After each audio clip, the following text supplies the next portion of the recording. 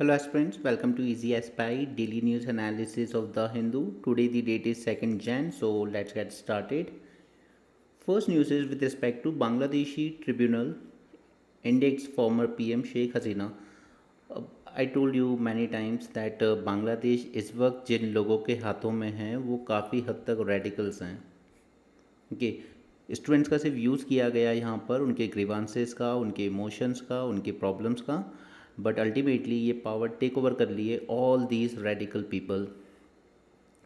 अब इस रेडिकल में दो दो चीज़ें समझिए. एक तो है बीएनपी पार्टी खालिदा जिया की, वो भी काफ़ी कट्टरपंथी इस्लाम को और मुस्लिम्स को सपोर्ट करने के लिए जाने जाती है, काफ़ी हद तक सेकुलर से अगेंस्ट में है. शेख हसीना जी की पार्टी है अवामी लीग. बांग्लादेश के फाउंडर शेख मुजीबुर रहमान की डॉटर हैं ये. और सबसे इम्पॉर्टेंट बात है कि इन्होंने काफ़ी सपोर्ट किया है इंडिया को नॉर्थ ईस्ट में इंसर्जेंसी कम करने में.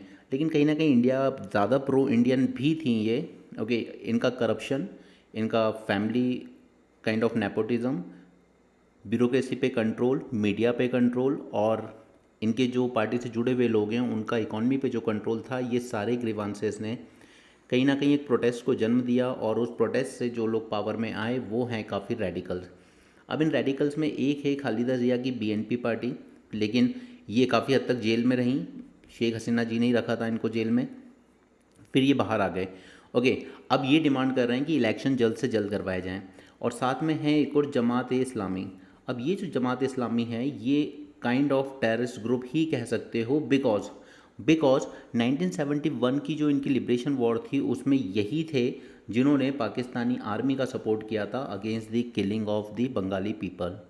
Okay, these are very radicals जो ना डेमोक्रेसी में बिलीव रखते हैं, ना ही कॉन्स्टिट्यूशन में, और ना ही इलेक्शन जैसी चीज़ों में.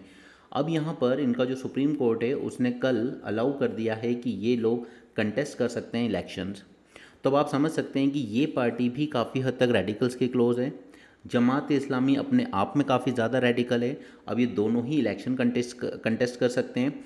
और जो केयर टेकर गवर्नमेंट है उसने आवामी लीग यानी कि इनकी जो पार्टी है शेख हसीना जी की आवामी लीग को बैन कर रखा है. तो इसके ज़्यादा से ज़्यादा लीडर या तो अंडरग्राउंड हो चुके हैं, हाइड हो चुके हैं, या फिर देश छोड़ चुके हैं. तो आप इस बात से समझिए कि अगर कल को बांग्लादेश में इलेक्शन भी होते हैं तो देयर इज़ 99% चांस कि यहाँ पर थोड़ी सी एंटी इंडिया इस्टेब्लिशमेंट पावर में आएगी. ओके, तो ये एक न्यू चैलेंजेस लेकर आएगी इंडिया के लिए. उसके अलावा बाकी मैं आपको 2 बार रिवाइज करवा ही चुका हूँ कि किस तरीके से बांग्लादेश स्टेटमेंट देता रहता है हमारे नॉर्थ ईस्टर्न रीजन को लेकर. वो एड्रेस करता है इसको as a land of 7 sisters. Okay, और वो कई बार स्टेटमेंट दे चुके हैं इस तरह के. लेकिन मैंने आपको मैप में दिखाया था इनकी खुद की 2 चिकन नेक हैं, चिकन नेक कॉरिडोर, जो इनके यहाँ से रंगपुर डिवीज़न जो हार्डली 88 किलोमीटर का एक चिकन नेक बनता है, और दूसरा चिटगोंग डिवीज़न जो हार्डली 22 किलोमीटर का कॉरिडोर है. ये दोनों बांग्लादेश की भी चिकन नेक ही कहलाती हैं, जिसे कट ऑफ करना कोई बड़ी बात नहीं है, जिस तरह के बकवास से स्टेटमेंट ये लोग देते रहते हैं. Okay, so it's not a big challenge for India, but कहीं ना कहीं बांग्लादेश इस वक्त पूरी तरीके से डिक्लाइन में जा रहा है. और ये होता ही है जब भी किसी तरह से प्रोटेस्ट होते हैं. जितने भी ये रेवोल्यूशन हुए थे वेस्ट एशिया में, उन सभी का नतीजा एक ही निकला है कि जो भी कंट्री से रेवोल्यूशन हुआ था वो डिक्लाइन में ही गई है. So elections are the best way to change the regime rather than the protest और this sort of things. Okay, but problem तभी आती है जब कोई गवर्नमेंट पावर में आके इलेक्शंस को मैनिपुलेट करना शुरू कर दें. यही बांग्लादेश में हुआ था. उनके इलेक्शन कमीशन को काफ़ी हद तक इन्होंने कंट्रोल कर लिया था, मैनिपुलेट कर लिया था. वही चीज़ हमारे यहाँ भी होती है, सीबीआई हो जाता है, ईडी हो जाता है. These are very much compromise. और मीडिया की तो हम बात ही क्या करें. ओके, 99% मेन स्ट्रीम मीडिया एक साइड हो चुका है, पूरी तरीके से गवर्नमेंट का माउथ पीस बन चुका है. देखिए, मीडिया का गवर्नमेंट का माउथ पीस बनने का सबसे बड़ा नेगेटिव इफेक्ट क्या होता है, जो बांग्लादेश में भी हुआ. दैट मीडिया का काम है पब्लिक के जो ग्रीवांसेस हैं उनको गवर्नमेंट तक पहुंचाना. गवर्नमेंट तक पहुंचाने का मतलब ये नहीं कि इन्फॉर्मेशन, गवर्नमेंट को कंपेल करना कि नीचे पब्लिक के इतने सारे ग्रीवांसेस हैं, अगर आप इस तरह निगलेक्ट करते जाएंगे तो आपको इलेक्शन में सफ़र करना होगा. लेकिन जब मीडिया ही इन ग्रीवांसेस को हाइड करने लगे और गवर्नमेंट के अचीवमेंट्स को बड़ा चढ़ा के दिखाने लगे, तो ये जो जेन्युइन ग्रीवांसेस होते हैं ये उसी तरीके से अंदर ही अंदर बने रहते हैं, and then they come out in the form of protest और वायलेंट फॉर्म। ओके, जैसे कि बांग्लादेश में हुआ, श्रीलंका में भी हुआ। जैसे स्टूडेंट अनएम्प्लॉयमेंट के अगेंस्ट यूपी में 3 दिन से प्रोटेस्ट कर रहे हैं, but no media is covering that.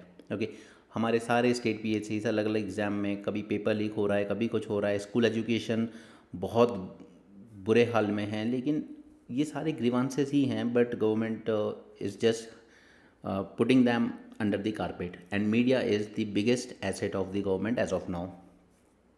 Okay, चलिए, वैसे सिर्फ ये बांग्लादेश या इंडिया की बात नहीं है, शायद वर्ल्ड में इस वक्त सभी जगह पर इसी तरह की रिजीम्स आ रही हैं पावर में, जो अकाउंटेबिलिटी को बिल्कुल ख़त्म करना चाहती हैं। Accountability and transparency, these are 2 biggest tools in democracy. और कोई भी गवर्नमेंट जो इनकॉम्पिटेंट होती है लेकिन दिखाना चाहती है that we are the best, वो इन 2 चीज़ों को सबसे पहले हार्म करती है, अकाउंटेबिलिटी एंड ट्रांसपेरेंसी। और यही चीज़ अगर आपको देखनी हो मोदी सरकार में, तो हमने 2-3 चीज़ें ऐसी की हैं, जैसे आरटीआई को कमज़ोर किया, इसमें कुछ अमेंडमेंट किए थे। उसके अलावा विसल ब्लोअर एक्ट में अमेंडमेंट किया हमने, ठीक है, उसने तो लगभग ज़ीरो कर दिया पूरा। ओके, उसी तरीके से लोकायुक्त एंड लोकपाल एक्ट में भी काफ़ी सारे चेंजेस किए गए जिसने इसको वीक किया। चलिए, ये तो हो गई बांग्लादेश की बात। नेक्स्ट हम लोग चलते हैं North East India battered by rain, lakhs affected. अब आखिर ये क्यों हो रहा है? ठीक है, मैंने आपके साथ एक मेंस का टॉपिक डिस्कस किया था, that is urban floods. Okay, अब यहाँ पे ये जो केस बनता है, अर्बन फ्लड हम कर चुके हैं, उसमें नहीं जाएंगे। यहाँ पे ये केस मोस्टली बनता है ड्रेनेज का। इंडिया का ड्रेनेज सिस्टम इतना पुअर है जिस वजह से कभी भी थोड़ी सी भी ज़्यादा बारिश हो जाए तो फिर यहाँ पर हमारे यहाँ वाटर लॉगिंग की सिचुएशन बनती है, और ये इस वक्त पूरा नॉर्थ ईस्ट बियर कर रहा है। ओके, तो हम इस अर्बन ड्रेनेज के नेचुरल कॉजेज़ जानते हैं एंड मैन मेड कॉजेज़ जानते हैं। बट उससे पहले सी आप में से अब क्योंकि हम जून में एंटर कर गए, अब ज़रा सीरियस हो जाइए पढ़ाई के लिए, बस 5-6 दिन का ब्रेक हो गया। ओके, नो, आप लोग पता है एक तरीके से आप लोग लकी भी हो, but at the same time you are also unlucky. Why unlucky? Because आप लोग अब आए हो 2022, 23, 24 में, जबकि अगर 2020 तक के आप प्रीलिम्स देखो तो आज के कंपैरिजन में वो काफ़ी इजी दिखते हैं, वो काफ़ी स्ट्रेट फॉरवर्ड दिखते हैं। एटलीस्ट वहाँ आपको आइडिया होता था कि एग्ज़ाम में you can predict something, okay, you can plan for something. But आज का जो प्रीलिम्स आ रहा है अभी का, वो काफ़ी ज़्यादा डाइसी होता जा रहा है। ये सो दिस इज़ कि आप लोग कहीं ना कहीं उस टाइम पे आए हो जब prelims is not that easy जितना वो हुआ करता था। Okay, and lucky in the sense कि आपको ऑनलाइन, जिसे हम वाकई में एक एज टैग रेवोल्यूशन कह सकते हैं, वो आपके टाइम पे हुआ है। आज यूट्यूब पे काफ़ी कुछ अवेलेबल है आप लोगों के पास। ओके, और ये इतने ज़्यादा जो स्टार्टअप्स आए हैं, जो अलग अलग मेंटर्स आपके यूट्यूब पे आए, इन्हीं की वजह से शायद यूपीएससी और ज़्यादा डाइसी भी होता जा रहा है। That UPSC is trying to give you questions जो कोई ना प्रिडिक्ट कर सकता है, ना ईजिली आपको गैस कर सकता है। ओके, बट ये अपने साथ एक साइड इफ़ेक्ट भी लेकर आए हैं। ये 10% लेके आए हैं आपके पास कंटेंट, और 90% लेकर आए हैं डिस्ट्रैक्शन। अब इस डिस्ट्रैक्शन से बचना अपने आप में चैलेंज है। आप ऐसे कई यूट्यूब चैनल्स देखोगे जो सिर्फ अपनी मार्केटिंग कर रहे हैं, वो अपनी व्यूअरशिप पे ध्यान देते हैं, बट ऐसी चीज़ें में टाइम वेस्ट कर रहे हैं आपका जिनका एग्ज़ाम में कोई काम नहीं है, या अगर रेलेवेंस है भी तो बहुत कम है, और वो रेलेवेंस इस 90 की जगह हार्डली 1% में कवर किया जा सकता है। ओके, सो आपके at this time as a UPSC aspirant you have 3 challenges in front of you. First is to find out the right content and mentorship on these online platforms.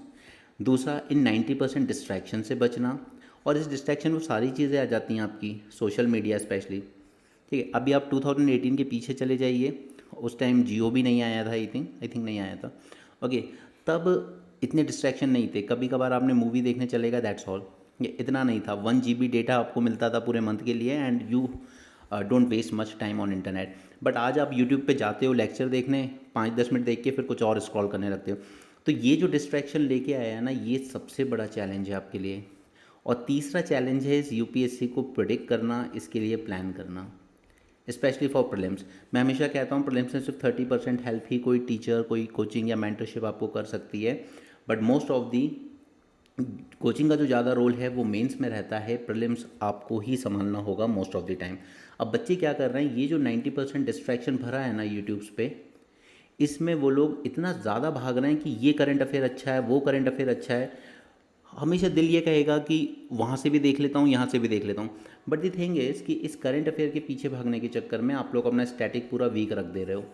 बच्चे polity, history, economy के easy questions complete नहीं कर पा रहे हैं and they are running behind कि मैं ज़्यादा से ज़्यादा करंट अफेयर पढ़ लूँ। देखिए करंट अफेयर में एक लिमिट है, ऐसा नहीं होगा कि जितने क्वेश्चन आएंगे पूरे सॉल्व कर लोगे, लेकिन स्टैटिक में जितने क्वेश्चन आ रहे हैं इनमें से 80% तक का हिट रेशियो लेके चलना होता है। अगर पॉलिटी में से 11 आ रहे हैं तो 9 बनने ही चाहिए। ओके, सो ये जो सबसे बड़ा डिस्ट्रैक्शन है ना आपका 90% वाला, इसको मैनेज अगर आपने कर लिया ठीक से फॉर नेक्स्ट 8 to 10 मंथ्स तो आपके चांसेस ब्राइट होंगे। अदरवाइज़ सोशल मीडिया का चलो एक बार फिर भी कंट्रोल कर लोगे कि इससे बच लूँ, लेकिन ये जो है ना कि चलो आज इस चैनल पे स्विच कर लूँ, कल उस पर कर लूँ, परसों उस पर, ये सबसे बड़ा इशू है। ये सबसे बड़ा रीज़न रहा है इस बार फेलियर का। जितना हमने पर्सनली इंटरेक्शन किया स्टूडेंट्स के साथ, they are always in search of new content और उस वजह से दे नेगलेक्टेड देयर स्टैटिक। इसलिए मैं आपको कहता हूँ शाम को 6 बजे से पहले मत खोला करो यूट्यूब। सुबह जितने भी बजे उठते हो बट शाम के 6 बजे तक वो टाइम है आपका स्टैटिक सब्जेक्ट पढ़ने का, रिवीजन करने का। क्योंकि अगर आप दिव्या तंवर के बैच तक देखेंगे तो वो हो, अनु कुमारी हो, टीना डाबी हो, इन सब का कहना था we revised these static books 10 to 20 times. Okay, सब ने अपने 1 अटैम्प्ट 2 अटैम्प्ट जो भी दिए, 10-10 20-20 बार लोगों ने पॉलिटी की लक्ष्मीकांत रिवाइज की है। इकॉनमी तो चलो कंसेप्चुअल है, ज्योग्राफी कंसेप्चुअल है, एक बार समझ में आ गया तो आ गया। एंड हिस्ट्री एंड पॉलिटी आपसे बहुत रिवीजन मांगेंगे, मल्टीपल टाइम्स रिवीजन मांगेंगे। और आप देखेंगे आप जितनी बार रिवीजन करोगे ना उतनी बार आपको कुछ ना कुछ न्यू पॉइंट आपके दिमाग में आएगा कि यार ये पिछली बार ध्यान नहीं दिया था मैंने इस पर।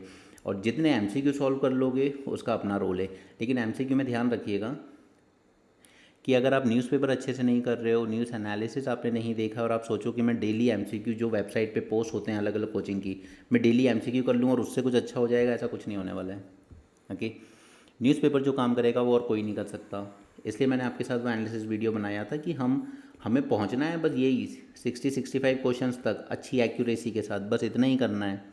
अगर आप ज़्यादा से ज़्यादा करंट अफेयर देके 90 क्वेश्चन अटैम्प्ट करने का सोचोगे, 80 क्वेश्चन अटैम्प्ट करने का सोचोगे तो फिर आप उसमें डूब जाओगे, भटक जाओगे। ओके, चलो, सो आप लकी भी हो अनलकी भी हो, ये चैलेंजेस भी आपके सामने हैं लेकिन बेनिफिट्स भी सामने हैं, तो वो आपके ऊपर है कि आप खुद को कंट्रोल और डिसिप्लिन रख पाते हो या नहीं। Discipline is the key. Okay, discipline and revision, these two are the key to success in UPSC. चलो अर्बन ड्रेनेज में देखते हैं, हम रीजंस देख लेते हैं पहले। नेचुरल कॉजेज़ क्या हैं? नेचुरल तो देखिए अगर बारिश बहुत ज़्यादा हो रही है, बहुत ही ज़्यादा, तो उसमें आप कुछ कर नहीं पाओगे क्योंकि क्लाइमेट चेंज हो रहा है, इसने फ्रीक्वेंसी बढ़ा दी है और इंटेंसिटी भी बढ़ा दी है। जो बारिश रोज़ रोज़ थोड़ी थोड़ी होनी थी वो शॉर्ट टाइम में ही बहुत ज़्यादा हो जाती है।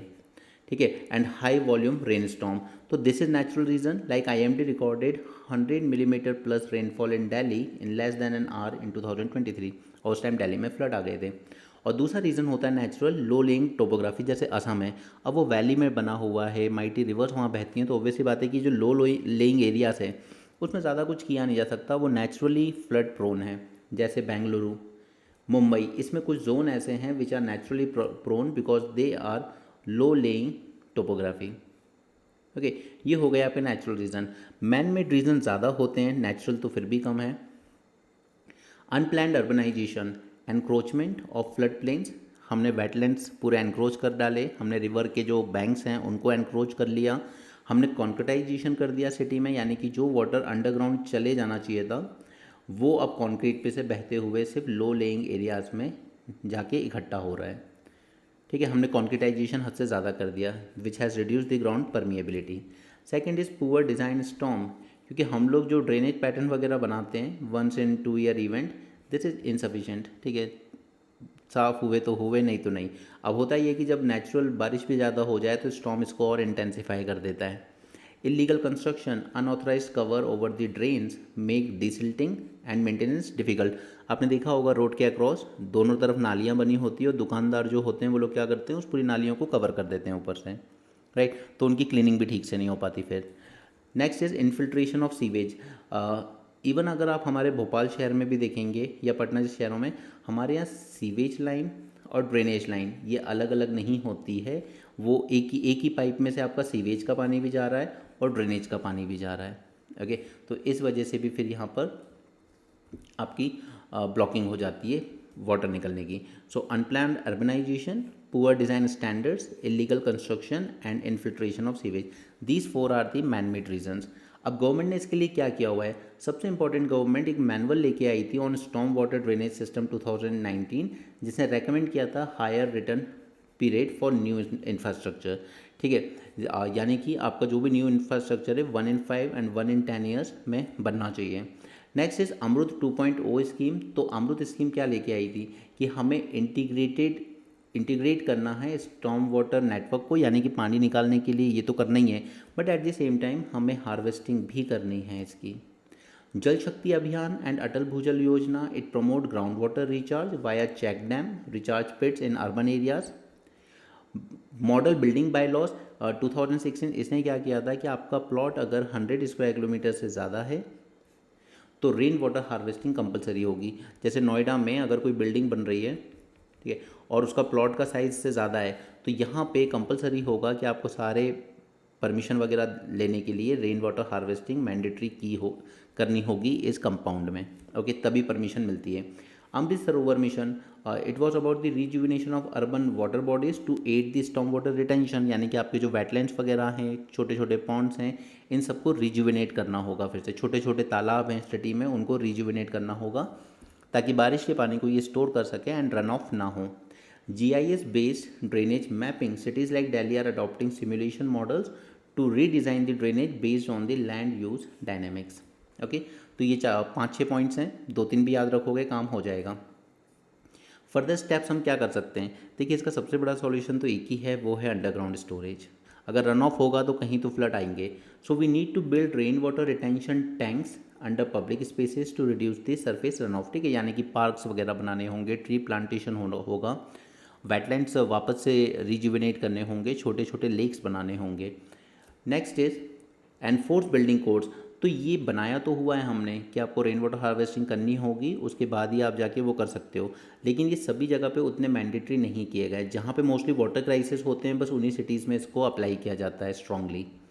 डिसेंट्रलाइज सॉल्यूशंस, यानी कि रूफ टॉप गार्डन्स, ठीक है, छतों पे बनाए जा सकते हैं, क्योंकि छतों का पानी तो निकल के सड़कों पे जाता है, फिर सड़कों से इकट्ठा होता है।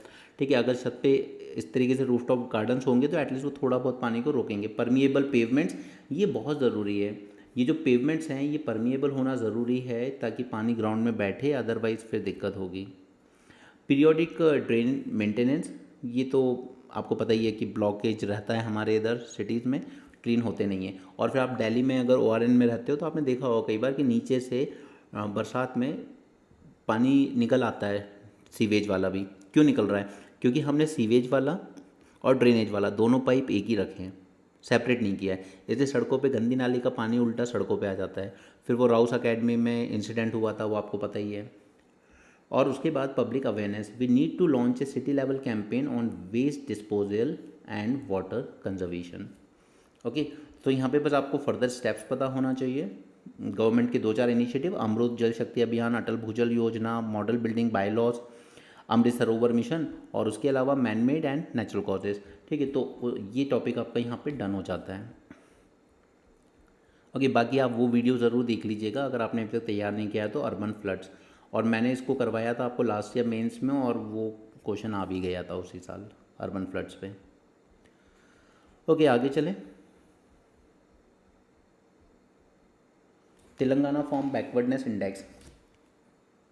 अब ये वही है जो मैं आपसे लगातार अपने न्यूज़ डिस्कशन में कहता था ना, JNU का एग्जाम्पल देके, दैट हमें इस तरीके का इंडेक्स बनाने की ज़रूरत है जो सिर्फ कास्ट ही नहीं, जो सिर्फ इनकम ही नहीं, बल्कि सारी चीज़ें देखें। उसका सोशल बैकग्राउंड, यानी उसके पेरेंट्स किस तरह के ऑक्यूपेशन में इन्वॉल्व थे, उसकी पेरेंट्स का एजुकेशन यानी फैमिली एजुकेशन।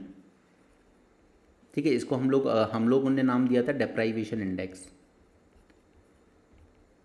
उसके अलावा कि वो किस सिटी से अपनी पढ़ाई की है, लाइक मैं आपको बोलता हूँ कि टीना डाबी SC से ही आती हैं, लेकिन दिल्ली के टॉप स्कूल्स में पढ़ी हैं। ठीक है, चलिए दिल्ली के टॉप भी छोड़िए, गवर्नमेंट स्कूल से भी पढ़ी होती तो भी एटलीस्ट दिल्ली में रह के पढ़ना और छत्तीसगढ़ MP के किसी गांव में रह के पढ़ने में फ़र्क है। ठीक है, दोनों SC या दोनों ST बराबर नहीं हो सकते। तो वैसा ही डेप्राइवेशन इंडेक्स यहाँ पे तेलंगाना सरकार बना रही है and this is a good step. But अब जैसे कल ही एक लड़के ने शेयर किया था 1954 में उसने एक कॉपी डाली थी क्लास 6 की मैथ्स प्रॉब्लम सॉल्व करते हुए अपनी नानी की। ओके, अब आप सोचिए गुप्ता था। ओके, मतलब हमें पता है ना ब्राह्मण बनिया कम्युनिटी एजुकेशन के मामले में थोड़ा सा ज़्यादा लकी रहे हैं कि उनको एजुकेशन एक्सेस जल्दी मिला। 1954 में हर grand mother is going to school, ठीक है, बट ये प्रिविलेज कितनों को मिला होगा उस जनरेशन में? 1954 में हाउ मैनी SC ST और OBC went to school in 1954? हाँ, हार्डली 6% भी नहीं मिलेंगे आपको। ओके, तो दैट्स वाई आई से कि सिर्फ एक कास्ट डोमिनेटिंग फैक्टर नहीं हो सकता, but at the same time सिर्फ इकोनॉमिक भी एक डोमिनेटिंग फैक्टर नहीं हो सकता। ओके, हो सकता है गांव में किसी के पास अच्छी लैंड रही हो, उसके पास अच्छी इनकम भी रही हो, लेकिन गांव में स्कूल्स ही नहीं थे। ओके, और जिन गाँव में थे भी वहाँ पे टीचर्स अच्छे नहीं थे। सो deprivation index is a better parameter for identifying the beneficiaries of reservation rather than solely on caste or economic. But yes, caste will be a big criteria because yesterday also there was one news that एक लड़का है जिसने BCom वगैरह किया है, सब कुछ किया है, लेकिन उसके बाद भी गांव में उसको क्लीनिंग का काम दिया गया पंचायत के द्वारा, क्योंकि पंचायत का ये कहना था या तुम्हारी पूरी कास्ट यही काम करती आई है, तुम्हारी डिग्री विग्री छोड़ो, तुम ये सफाई का काम तुम ही करो। Okay, so yes, caste will be a dominating factor in reservation. Anyway, तो यहाँ पे अब ये लोग क्या कर रहे हैं, तेलंगाना ने कास्ट सर्वे तो करवा लिया है, अब उसके बाद ये बनाने जा रहे हैं कंपोजिट बैकवर्डनेस इंडेक्स, जिसमें 74 क्वेश्चन रखे जाएंगे। Education, income to household, land holding, experiences of discrimination. Now this one is important, क्या आपके साथ डिस्क्रिमिनेशन का कोई एक्सपीरियंस है? बट अब कौन सच बोल रहा है कौन झूठ बोल रहा है इसको कैसे डिटरमिन कर सकते हो? और यहाँ पे जब एजुकेशन की बात आ रही है तो चाइल्ड के एजुकेशन तो ठीक है, बट उसके साथ साथ उसके पेरेंट्स का एजुकेशन भी ज़रूरी है। ओके, और फिर सिर्फ इनकम टू हाउस होल्ड काफ़ी नहीं है, इनकम किस तरीके के सोर्सेज से आ रही है वो भी ज़रूरी है। किन सोर्सेज से इनकम आ रही है वो भी ज़रूरी है। Now please don't take it personally, but एक कास्ट होती है धोबी। ओके, इन कास्ट को ट्रेडिशनल काम दिया गया और इवन आज भी यही है कि आप जब हॉस्पिटल्स वगैरह में देखेंगे तो जहाँ पे बच्चे की डिलीवरी होती है, ठीक है, डॉक्टर कोई भी हो, लेकिन जब बच्चे की डिलीवरी होती है तो वहाँ पे जो भी कपड़े वगैरह यूज़ होते हैं ऑपरेशन के दौरान, ठीक है, उन सब कपड़ों को फिर ये धोबी को दिया जाता है टू वॉश। मतलब ये इनका ट्रेडिशनल ऑक्यूपेशन रहा, क्योंकि जब हॉस्पिटल्स नहीं थे तो मोस्टली तो क्या है कि घरों में डिलीवरी हुआ करती थी। ठीक है, अब तो चलिए हमने 100% लगभग इंस्टीट्यूशनल डिलीवरी अचीव कर ली है, लेकिन फिर भी ये जो बेचारी कास्ट थी इनका यही काम है। उसके बाद फिर बच्चे जब छोटे रहते हैं तो आपने देखा होगा एक मालिश करने वाली आती है, वो भी एक पर्टिकुलर कास्ट के लोग करते हैं। ठीक है, तो ये किस तरीके के ऑक्यूपेशन में रहे हैं उसके पेरेंट्स वो भी देखना ज़रूरी है, या आज उसके पेरेंट्स किस तरह के ऑक्यूपेशन से अर्निंग कर रहे हैं वो भी ज़रूरी है। जस्ट इनकम से काफ़ी नहीं होगा डिटरमिन करना, हमें ये भी देखना होगा कि वो इनकम किस तरीके के सोर्सेज से आ रही है। ओके, अगर कोई सफाई कर्मचारी है ग्रुप डी का, ठीक है, कहने के लिए गवर्नमेंट जॉब है, चलो सब है, ठीक है, लेकिन वो काम किस तरीके का है जिससे उसको इनकम मिल रही है ये भी मैटर करेगा। Okay, education, living condition, land ownership, income, access to technology and social discrimination. ये एक्सेस टू टेक्नोलॉजी मैं इसलिए बोल रहा हूँ कि इवन विद इन UPSC भी कई ऐसे ऐसे लोग देखे हमने। ठीक है, बॉयज़ तो फिर भी थोड़े टेक फ्रेंडली होते हैं, गर्ल्स में ज़रूर देखा जाता है कि ठीक ठाक बैकग्राउंड से आने के बाद भी ज़्यादा टेक सेवी नहीं है कुछ गर्ल्स। ओके, क्योंकि घर में उस तरीके का कभी एनवायरनमेंट रहा नहीं ना, पेरेंट्स को उन्होंने कभी इस तरह लैपटॉप वगैरह कुछ यूज़ करते देखा ना, जिन स्कूल्स में वो गए वहाँ पे ऐसा कोई बहुत अच्छा कंप्यूटर सिखाया गया है स्कूल में, तो वो उतने टेक सेवी नहीं होते हैं। ओके, सो ये सारी चीज़ें मैटर करेंगी अगर हमें एक डिप्राइवेशन इंडेक्स बनाना है। अब आपको क्या करना है, कभी ऐसा बैकवर्डनेस इंडेक्स अगर रिजर्वेशन पे कभी डायरेक्ट क्वेश्चन आ जाए मेंस में, तो प्लीज़ ये सारे पैरामीटर्स लिखना, डिप्राइवेशन इंडेक्स की बात पे ज़्यादा फोकस करना रादर दैन इकोनॉमिक पे। अगर आपने ये लिख दिया कि नहीं सीधे फाइनेंशियल स्ट्रेंथ के बेसिस पर रिजर्वेशन होना चाहिए, तो फिर वो समझ जाएगा आपको कुछ नहीं आता। Okay, focus on this deprivation index और उसके ये सारे पैरामीटर्स और इनको डिस्क्राइब कीजिएगा। बाकी अगर क्वेश्चन इन जनरल आया है तो आपको एक सिंपल सी चीज़ लिखनी है कि यहाँ पे Telangana government has introduced a new concept that is composite backwardness index based on 74 questions such as education, income to household, land holding, experience of discrimination. फिर वे फॉरवर्ड में लिख देना कि सिर्फ इतना ही काफ़ी नहीं होगा, इस इंडेक्स को और ज़्यादा डाइवर्सिफाई करने की ज़रूरत होगी। हमें पेरेंट्स का सोशल बैकग्राउंड भी देखना होगा, पेरेंट्स का एजुकेशन भी देखना होगा, इनकम किस सोर्स से आ रही है ये भी देखना होगा। तब जाकर हमें एक हॉलिस्टिक पिक्चर मिलेगी कि इनका डेप्राइवेशन किस लेवल का है और इनको किस तरह के गवर्नमेंट सपोर्ट की ज़रूरत पड़ेगी। ओके, चाहे वो रिजर्वेशन हो सकता है, इकोनॉमिक सपोर्ट हो सकता है, कुछ भी हो सकता है। ठीक है, अगर क्वेश्चन आएगा तो इस तरीके से फ्रेम करना। सारिस का टाइगर रिजर्व, इस तरह की जब भी चीज़ें आती है मैं आपको रेडीमेड शॉर्ट नोट्स दे देता हूँ, खुद से पढ़ लेना, उसमें कुछ नहीं है समझाने लायक। ओके, राजस्थान में है ये, और बाकी चीज़ें आप खुद से पढ़ लेंगे। University under attack universities undermine. अब यूनिवर्सिटीज़ की जब हम बात करते हैं, देखिए पहले तो मैं आपसे थोड़ी सी हिस्टोरिकल बातें करूँगा यहाँ पे, क्योंकि वो भी ज़रूरी है। आपने देखा कि एक डेरोजियन ग्रुप हुआ करता था, ठीक है, हिस्ट्री में, राइट, जिनको काफ़ी ज़्यादा रेडिकल आइडियाज़ देखे गए कि यार ये तो बहुत अजीब अजीब बातें कर रहे हैं, इंटरकास्ट मैरिज करो, इंटर डाइनिंग करो, विडो री मैरिज करवा दो, चाइल्ड मैरिज अबॉलिश करा लो। उस ज़माने के हिसाब से 1827 के हिसाब से ये रेडिकल बातें ही थी। ओके, बट ये डेरोजियंस कौन थे? He was a teacher, Henry Derozian, he was a teacher. और उनके साथ साथ जो स्टूडेंट्स के ग्रुप जुड़े, उन्हें भी यही रेडिकल आइडियाज़ का इन्फ्लुएंस हुआ, और इस तरीके से फिर ये सारे रिफॉर्मेशन मूवमेंट शुरू होती है।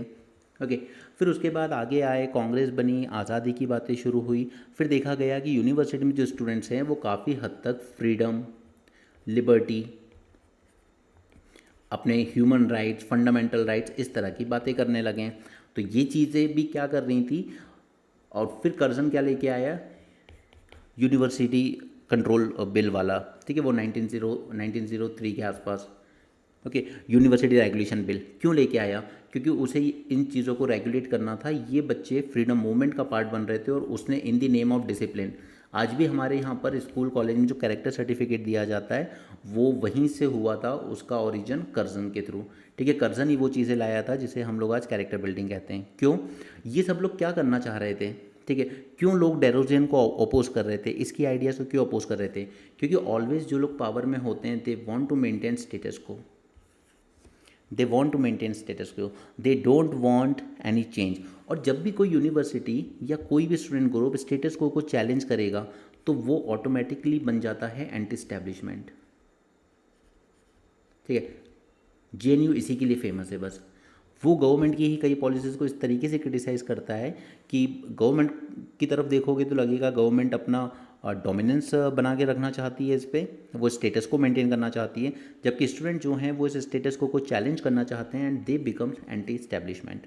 ओके, इसी के बीच की ये सारी लड़ाई होती है। अब ट्रम्प क्या कर रहा है वहाँ, और इंडिया में हमने ऐसा क्या किया था यूनिवर्सिटी को लेके? सबसे पहले तो आपने जेएनयू में एक ऐसी लेडी का अपॉइंटमेंट किया जो ठीक से एक लेटर ऑफ थैंक्स भी नहीं लिख पाई, with too many grammatical errors. Okay, and she qualified to be the chief of this JNU university. ठीक है, क्या कर रही हैं ये लोग? अपनी आइडियोलॉजी से जुड़े हुए लोगों को, अगर प्रेजेंट कंटेक्स्ट में देखें तो आरएसएस से जुड़े हुए लोग, अपनी आइडियोलॉजी से जुड़े हुए लोगों को यूनिवर्सिटी का कमांड देना चाहती हैं। ठीक है, तमिलनाडु में हमने देख लिया, बंगाल में देख लिया, केरल में देख लिया, वहाँ यही हो रहा है ना, गवर्नर और गवर्नमेंट के बीच में issues with respect to appointment of vice chancellor. तो जेएनयू ने क्या किया कि कैंपस में प्रोटेस्ट बैन कर दिए गए, ठीक है, एक सर्टेन रेडियस के बीच में। तो ये अगेन फिर डेमोक्रेटिक नॉर्म्स की बात आ जाती है यहाँ पर। दूसरा, हम ले आए आईआईएम एक्ट, अमेंडमेंट एक्ट। इस अमेंडमेंट एक्ट ने क्या किया? जो विजिटर यानी कि प्रेसिडेंट, इनके पास स्वीपिंग पावर्स दे दी गई, और जो बोर्ड था जो डायरेक्टर को सिलेक्ट करता था उसमें भी काफ़ी सारे चेंजेस किए गए, और गवर्नमेंट ने अपना कंट्रोल स्ट्रॉन्ग कर लिया। क्यों किया? क्योंकि आईआईएम से कुछ ऐसे पेपर्स निकले थे जिन्होंने कहा था कि ईवीएम में तो छेड़छाड़ होती ही है, इसके साथ साथ काउंटिंग में भी ऑफिशियल्स पर गवर्नमेंट का दबदबा है। और उसने विद अपनी थीसिस जो लिखी थी उसमें दिखाया था कि कैसे कुछ परसेंटेज वोट से ही बीजेपी गेम को इधर उधर कर रही है। इस पेपर को पहले आईआईएम को कहा गया कि इस पेपर को टेक डाउन करें। जब आईआईएम ने कहा no no, we have autonomy, हमें गवर्नमेंट की सुनने की ज़रूरत नहीं है, अगर विद फैक्ट्स कोई चीज़ थीसिस निकल के आई है तो हम उसे नहीं हटाएंगे। फिर गवर्नमेंट की नींद जागी कि छोड़ो, ये लोग ऑटोनॉमी की बात कर रहे हैं, हम इनकी ऑटोनॉमी छीन लेंगे। और फिर गवर्नमेंट लेके आई आईआईएम अमेंडमेंट एक्ट। यही चीज़ ट्रम्प कर रहा है, उसको लगता है कि ये हमारी आइडियोलॉजी को टारगेट करते हैं स्टूडेंट्स। ओके, दे क्रिटिसाइज यूएसए, दे क्रिटिसाइज दी US एलाइज लाइक इसराइल। तो ट्रंप ने भी क्या किया, उसने भी अपने यहाँ पे हार्वर्ड यूनिवर्सिटी और जो यूनिवर्सिटीज़ हैं उनको कहा गया कि मैं आपकी फंडिंग क्लोज कर दूंगा। ओके, बट फिर भी हार्वर्ड झुका नहीं, उसने कहा कि वी डोंट केयर, ओके जो करना है करो। तो फिर आखिर एक बात बताइए कि आखिर इंडियन यूनिवर्सिटीज़ सरकार के आगे क्यों झुक जाती हैं? USA की यूनिवर्सिटीज़ चैलेंज कर रही हैं एस्टैब्लिशमेंट्स को, बट इंडियन यूनिवर्सिटीज़ क्यों नहीं कर पाती हैं? इंडियन यूनिवर्सिटीज़ नहीं कर पाती हैं, उसका एक सबसे बड़ा रीज़न है दैट यहाँ पर रिसर्च एंड डेवलपमेंट के लिए फ़ंड चाहिए होता है, फैकल्टीज़ को भी, स्टूडेंट्स को भी। मैंने आपको दिखाया था उस दिन that scientist are protesting that 1 महीने से आपने उनके फंड्स रिलीज़ नहीं करे हैं, उससे उनकी पूरी रिसर्च अफेक्ट हो रही है। ठीक है, कई लोग रिग्रेट करते हैं कि हम रिसर्च फील्ड में क्यों आए, सरकार ये कर रही है। क्यों कर रही है? क्योंकि रिसर्च एंड डेवलपमेंट के लिए आपको चाहिए फैकल्टीज़ हो चाहे स्टूडेंट्स, आपको चाहिए फ़ंड। अब USA में क्या होता है, वहाँ पे प्राइवेट कंपनीज, प्राइवेट ऑर्गेनाइजेशन वगैरह से फंड आ जाते हैं क्योंकि उनके यहाँ रिसर्च क्वालिटी अच्छी है। तो प्राइवेट ऑर्गेनाइजेशन को पता है कि ठीक है, इनके रिसर्च से हम लोग इनकी जो भी नॉलेज निकल के आएगा उसको मार्केट करेंगे और प्रॉफिट कमाएंगे। जैसे US में रिसर्च का एग्जांपल लीजिए, मैंने आपको पहले भी बताया था बेबी फूड, उन्होंने अब रिसर्च फंड की। ठीक है, वहाँ पे रिसर्चर्स से उन्होंने ये बुलवा लिया कि दिस बेबी फूड जो मार्केट में आ रहा है it is as healthy as mother's milk. और बाद में ये देखा गया कि इन्हीं प्राइवेट ऑर्गेनाइजेशन ने वो रिसर्च एंड डेवलपमेंट फंड की थी और रिसर्चर्स ने इन रिटर्न ये कह दिया कि ये मदर मिल्क के ही इक्विवेलेंट है और फिर इसकी मार्केटिंग ग्रोथ जो थी वो बढ़ गई। ठीक है, इस तरीके की चीज़ें होती हैं वहाँ प्राइवेट में। इंडिया में क्या है, प्राइवेट वाले फंड ज़्यादा देते नहीं हैं क्योंकि हमारे यहाँ से रिसर्च की उतनी अच्छी क्वालिटी आती भी नहीं है कि उसको मार्केट किया जा सके एंड प्रॉफिट बनाया जा सके। तो यहाँ पे हम लोग प्राइवेट वालों से फंडिंग बहुत कम आती है, तो अब हम पूरी तरीके से डिपेंड हो जाते हैं गवर्नमेंट पे फॉर फंडिंग। अब गवर्नमेंट यही है कि हम आपको फ़ंड देंगे या नहीं देंगे। कई बार स्कीम चलाएंगे लेकिन हम आपके फ़ंड रिलीज़ नहीं करेंगे, जैसा 2 दिन पहले रिपोर्ट आई थी। ठीक है, तो ये फ़ंड रिलीज़ नहीं करती है गवर्नमेंट और ये एक तरह की पनिशमेंट बन जाता है इनके लिए कि आपकी यूनिवर्सिटी से हमारे अगेंस्ट कुछ आया कैसे, हम आपकी यूनिवर्सिटी तक फ़ंड नहीं आने देंगे। ओके, तो यहाँ पे बात यही है इस आर्टिकल में। मैं ये नहीं कहूँगा ये आपके एग्ज़ाम पॉइंट ऑफ व्यू से बहुत ज़रूरी है, बट कहीं ना कहीं ये दिखाता है कि इस वक्त जो एजुकेशन सिस्टम है, जो यूनिवर्सिटीज़ हैं वर्ल्ड ओवर, ठीक है, they have been undermined by these dominant और you can say the right wing politics. चाहे इंडिया में हो या US में, हालात इस वक्त कुछ सेम है। ट्रंप ने क्या किया? Trump administration is freezing $3.2 billion of Harvard university grants and contracts. There is a move to revoke Harvard's tax exempt status as well. ये सारी टूल्स बन गए हैं to coerce the universities to change their policies regarding student admission, protest on the campus, faculty recruitment, diversity, equity and inclusion programme. ठीक है, ये Harvard के respect में। India is also facing growing challenges related to teaching and research. अब universities का एक social role भी होता है और उसका इस तरह के देखिए सोसाइटी में जब आप कुछ चेंज की बात करोगे ना, तो एक चीज़ सिंपल है कि वहाँ पे उसके अगेंस्ट रिएक्शन ज़रूर आएगा और रिएक्शन से अगर बचना है तो फिर आपको क्या चाहिए? Autonomy. The autonomy enables academics to take a long-term view of emerging social challenges and even anticipating them. ठीक है, जैसे अब ये सारी जो बातें निकल के आती है कि मैरिटल रेप को क्रिमिनलाइज कर दो, ठीक है, मैरिटल रेप को क्रिमिनलाइज कर दिया जाए, तो ये सारे रेडिकल आइडियाज़ कहाँ से निकल के आते हैं? यूनिवर्सिटी से आते हैं। हालांकि इसके अपने प्रॉस एंड कॉन्स हैं, ठीक है, बट इस तरह की जो भी सोसाइटल चीज़ें चेंज की बात आएगी वो आएगी यूनिवर्सिटी टाइप की जगहों से ही। Autonomy enables current orthodoxy to be challenge. ठीक है, ऑटोनॉमी है तो ऑर्थोडॉक्सी स्टेटस को चैलेंज किया ही जाएगा and it facilitates the generation of new knowledge. ठीक है, जैसे गैलीलियो, पहले क्रिश्चियनिटी ये मानती थी दैट अर्थ सेंटर में है, बाकी सब चीज़ें उसके अगेंस्ट रिवॉल्व करती हैं। फिर गैलीलियो ने प्रूव किया कि नहीं, सन सेंटर में है, बाकी सब उसके अगेंस्ट रिवॉल्व करते हैं और इस बेचारे को पनिशमेंट दी गई इसके लिए कि तुम हमें चैलेंज करोगे, तुम स्क्रिप्चुरल नॉलेज को चैलेंज करोगे। उसने कहा बिल्कुल चैलेंज करेंगे। Now the universities need autonomy from the vested interest. Vested interest यानी कि स्टेट, ठीक है, जो पावर हाथ में रखना चाहता है। Dissent is essential and not anomalies to be eliminated. अब गवर्नमेंट ये मानती है कि किसी भी तरह का डिसेंट नहीं होना चाहिए, बट सच्चाई ये है दैट अगर एक डिसेंट जो है वो ज़रूरी है एक डेमोक्रेसी। देखिए हम लोग इंडिया हैं, हम लोग सऊदी अरेबिया तो है नहीं कि सब लोग एक ही तरह का सोचेंगे, एक ही तरह से जिएंगे। ठीक है, इंडिया है, डेमोक्रेसी है, तो डिसेंट इज़ इसेंशियल, ज़रूरी है। It is not a malaise जिसको एलिमिनेट किया जाए। Challenging orthodoxy produces the tension between what universities ought to be and what rulers expect it to be. Cultivating dissent make universities anti-establishment while the rulers expect them to promote their agenda and reproduce the existing social relations. The US and China have operated with a long-term agenda which has enabled them to dominate the fast globalizing world which is witnessing a rapid evolution of technology and ideas. मैं हमेशा कहता हूँ India के पास कोई vision नहीं है, कोई long term vision नहीं है कि हमें कहाँ जाना है, किस तरीके से जाना है। जबकि जब चाइना चला था अपने स्पेशली आफ्टर 2000 उसके पास एक लॉन्ग टर्म विजन था। आज वो जितनी भी हम फ्यूचरिस्टिक टेक्नोलॉजी की बात कर रहे हैं उनमें कहीं ना कहीं वो या तो यूएसए के बराबर है या ऑलमोस्ट आगे निकलने की तरफ है। ओके, आज हम लोग कह रहे हैं, अभी आपने भी शायद कल न्यूज़ सुनी होगी, ऑलमोस्ट काफ़ी 40 बॉम्बर्स रशिया के डिस्ट्रॉय कर दिए यूक्रेन ने in its drone attack.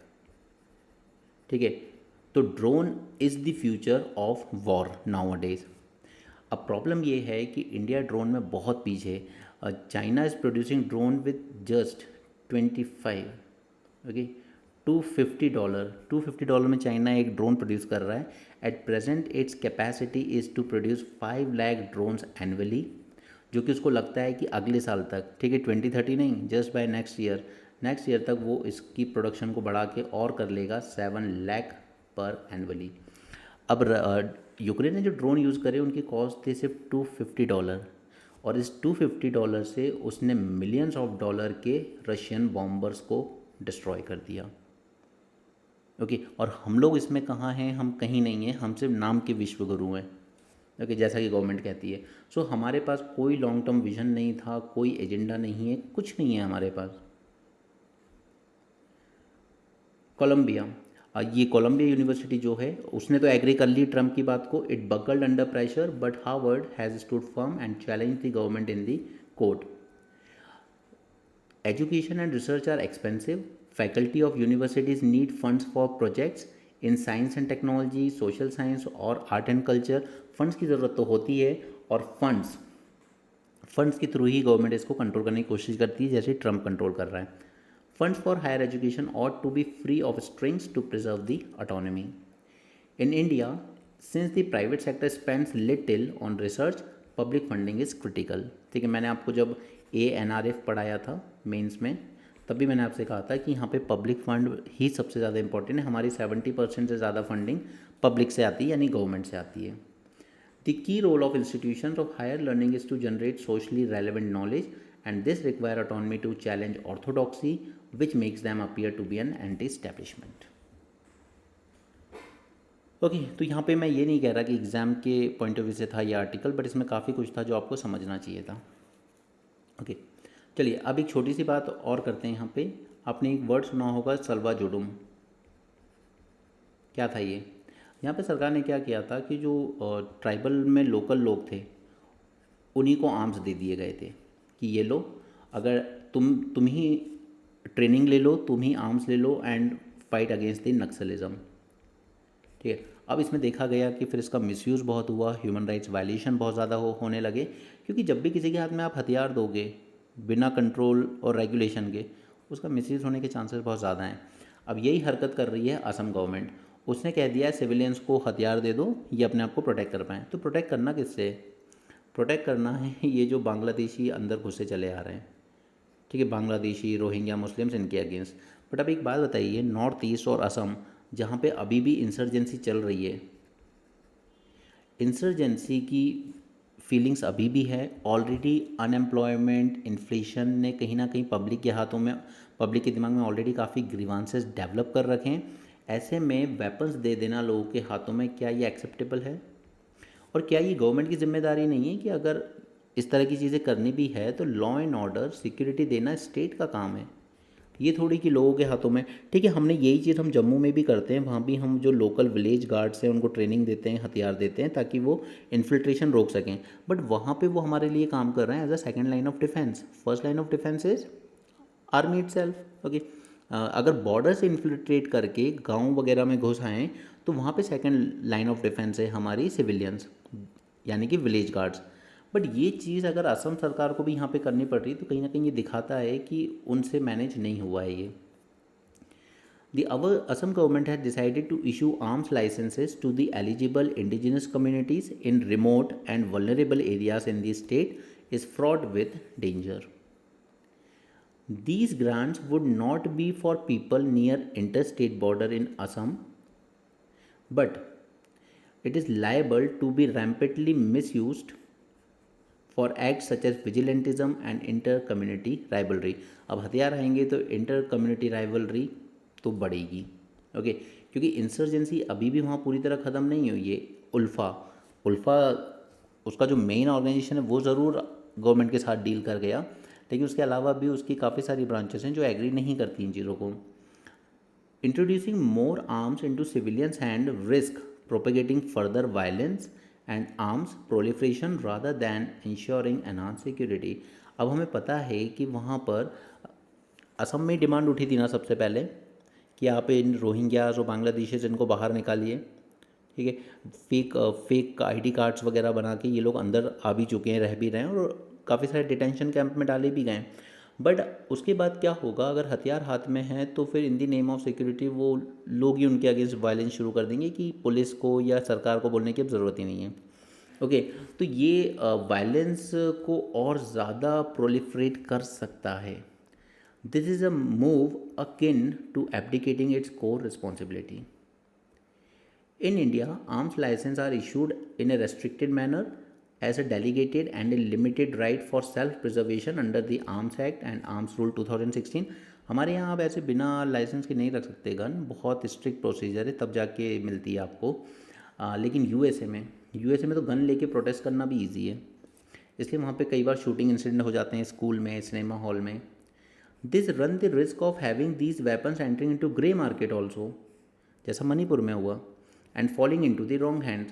This is evident when security forces in Chhattisgarh arming civilian groups for protection against the Maoist threat in the Salwa Judum campaign in late 2000. It led to human rights violation, lawlessness before the Supreme Court said that this policy is illegal. तब जाके सलवा Judum policy को बंद किया गया। Okay, तो यहाँ पे एक सिंपल सी बात लिखनी है कि इस तरह की चीज़ें ठीक नहीं है। हाँ, मान लिया हमने असम में प्रॉब्लम्स हैं, हमने मान लिया इलीगल माइग्रेंट्स का इशू है, बट वो स्टेट की रिस्पॉन्सिबिलिटी है तो स्टेट उसको खुद हैंडल करे rather than making the issuing of arms licence easy. Okay, next is with respect to virtual digital asset. अब अगर आप यूट्यूब की मेंस की प्लेलिस्ट में जाएंगे तो आपको मेंस 450 प्लस पे इसमें एक पूरा का पूरा लेक्चर मिलेगा। ओके, वो आप बाद में देख लेना, बट मैं एक बार आपको क्विकली रिवाइज करा देता हूँ कि यहाँ पर क्या क्या हुआ है वर्चुअल डिजिटल एसेट्स में। देखिए, इसमें ना वो सारी चीज़ें आ जाएंगी आपकी वीडीए की डेफिनेशन में। एक तो इसकी डेफिनेशन हमें दी गई है under income tax act. Okay, यहाँ पे डेफिनेशन वो सारी चीज़ें आ जाएंगी जो भी आप एक एसेट की तरह होल्ड कर सकते हो डिजिटल फॉर्मेट में। ओके, तो यहाँ पे शुरुआत कहाँ से हुई? शुरुआत हुई इसकी 2013 से, जब आरबीआई ने पहली बार कहा कि यार देयर आर जेन्युइन कंसर्न्स कि ये जो क्रिप्टो है इससे मनी लॉन्ड्रिंग हो सकती है, इससे टेररिस्ट फाइनेंसिंग हो सकती है, क्योंकि there is a lack of authorisation. क्योंकि ना तो इनको कोई सेंट्रल बैंक इशू कर रहा है, ना ही कोई मॉनेटरी पॉलिसी इनको रेगुलेट कर रही है। फिर 2013 से 2018 आया, यहाँ पे आरबीआई ने एक और सर्कुलर इशू किया और उसने कहा कि हम लोग अपने जो फाइनेंशियल इंस्टीट्यूशंस हैं, बैंक्स वगैरह, इनको बार कर रहे हैं, यानी कि इनको रिस्ट्रिक्ट कर रहे हैं कि आप किसी भी तरह की VDA virtual digital asset related entities के साथ डील ना करें। ठीक है, फिर 2018 में ये सर्कुलर आया, चैलेंज हुआ कोर्ट में, इन वीडीए एंटिटीज़ ने चैलेंज किया और 2020 में सुप्रीम कोर्ट ने इसको ओवरटर्न कर दिया। ठीक है, यहाँ तक समझ में आई बात। 2013 से शुरू होकर 2020 तक जब हम आए तो स्टेटस ये रहा कि ये आरबीआई का सर्कुलर हटा दिया गया, ओवरटर्न कर दिया गया एंड कहीं ना कहीं बैंक्स को अब अलाउ है कि वो वीडीए एंटिटीज़ के साथ डील कर सकते हैं। बट गवर्नमेंट इसको लेके फिर भी प्रिकॉशनरी मोड में रही। अब उन्होंने क्या किया कि एक काम करो, टैक्सेशन पॉलिसी के थ्रू इसको मैनेज करने की कोशिश करते हैं, ठीक है। लेकिन ये सिर्फ एक स्टॉप गैप मेजर था। उसके बाद इनने 2022 में जब इस पे टैक्स लगाना शुरू किया। अब इन्होंने जो टैक्स लगाना शुरू किया उस टैक्स में इन्होंने दो चीज़ें रखी। एक तो 1% टैक्स लगाएंगे हम लोग TDS, यानी कि एट द सोर्स इटसेल्फ। अगर आप अगर आपका जो ट्रांजैक्शन है वो 10,000 से ऊपर है तो, ठीक है, 10,000 से ऊपर के लिए। और दूसरा 30% टैक्स लगाएंगे कैपिटल गेन टैक्स। अगर आप इस पर कुछ कैपिटल गेन कर रहे हो, अर्न कर रहे हो, तो 30% टैक्स उस पर लगेगा। इस पर गवर्नमेंट ने कहा कि देखिए हमारे दो रीज़न है इसके पीछे। पहला, हाँ, इससे हमारी ट्रांसपेरेंसी बढ़ेगी इस पूरे सिस्टम में, और दूसरा कि ये स्पेकुलेशन को कर्व करेगा।